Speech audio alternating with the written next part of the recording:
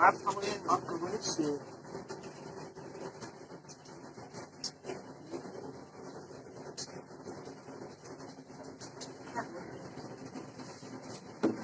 Hı hı.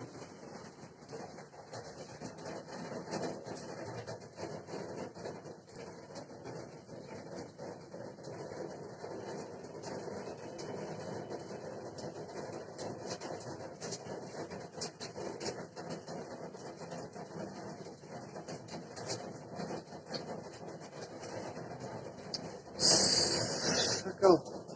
Kaç? İçine annesi gelmeyi de hatta. Küçük gelmeyi de atarsın.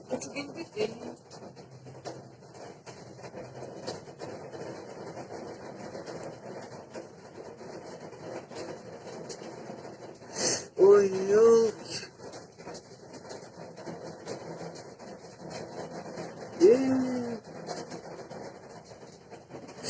Oy tart bitince eşek gene.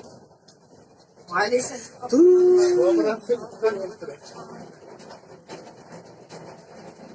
Manasır. Diyeceğim.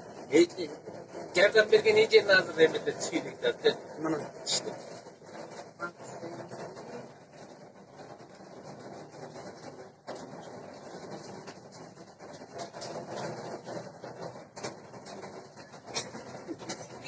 Neyse gayrı kaç oluyor.